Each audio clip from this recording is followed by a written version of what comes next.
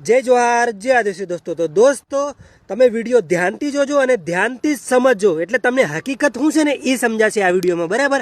અને સૌથી પહેલાં તો તમે આ લુખ્ખાનો વિડીયો જોઈ લો, કારણ કે લુખ્ખો એટલે કહું છું આ નામ લેવા માટે લાયક નથી, એનું નામ લેવા માટે લાયક નથી, લુખ્ખો તો છે। અમે જે અમારા વીર માનતા ને અમે ભગવાન માની છીએ અને તમે લોકો જે અપમાન કર્યો છે એટલે હું ગાડું બોલ્યો છું, નકા ના બોલું ગાડું, મેં આખી સમાજને ગાળ દીધી। હું માંગુ છું કે હવે આ ભાઈનું એમ કહેવાનું છે કે તમે અમારા માદાતાનું સ્તંભ ઊભું કર્યું હતું, એ તોડ્યું હતું એટલે અમે ગાળો બોલ્યા। હવે તું પેલો લીમખેડા ગયો તો કાયદેસર હું છે એ જાણવા ગયો તો? હવે કાયદેસર ખબર ના હોય ને તો ઉડતું તીર લેવાય જ નહીં, કાયદેસર ઘૂસી જાય। હવે હું તમને કહું કે શું થયું।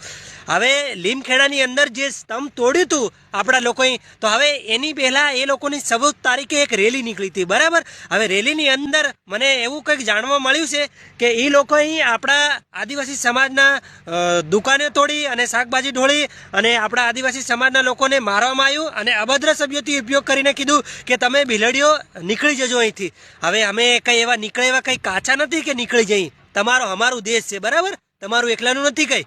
અને બીજી વાત કે એ પછી કોઈક આપણા સમાજના 4-5 વ્યક્તિઓ જઈને સ્તંભ તોડ્યું। હવે આખો સમાજ થોડી થઈ તોડવા ગયો છે, 4-5 વ્યક્તિઓએ તોડ્યું તો એમના ઉપર કાયદેસર કાર્યવાહી પણ થઈ છે લીમખેડા ઉપર।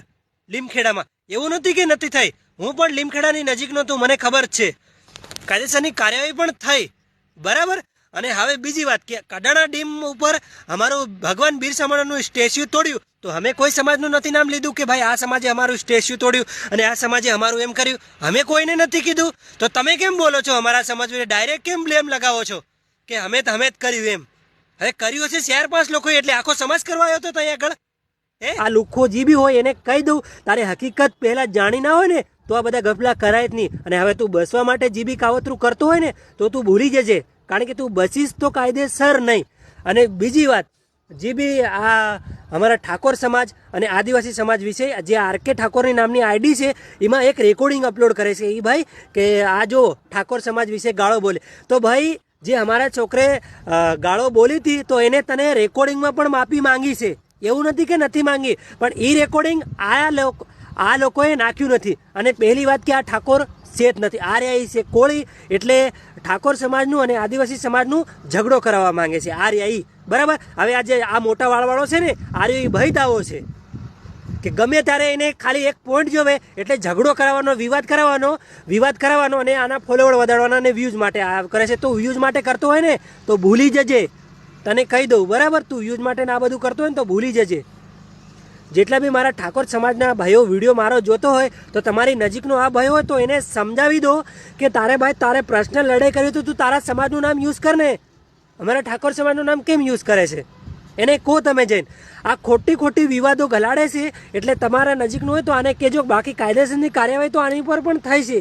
અરે આના વિશે વધારે નથી કેવું, જે હાસું છે એ તમને કીધું છું। અને ભણતા લગીને વિડીયોને એટલો શેર કરજો કે આના ઘર સુધી પહોંચે આ વિડીયો। આ એના ઘરમાં ખબર નથી, સાઈટમાં જઈને વિડીયો બનાવે છે બરાબર। હવે જેમને વધારે ના ખબર હોય ને તો મેટરની વચ્ચે ઇન્વોલ્વ ના થતા બરાબર। હવે ઉડતું લેશો ને તો વાગશે, કાયદેસર તમને કહીએ છે, ના ખબર હોય તો આવતા જ નહીં મેટરની વચ્ચે, જે આવશે ને એની ઉપર બી કેસ થશે કાયદેસર। હવે હકીકત શું છે ને એ તમને મેં કીધું છે બરાબર। હવે બસમાં માટે તું ગમે એટલી કોશિશ કરીને તો બસી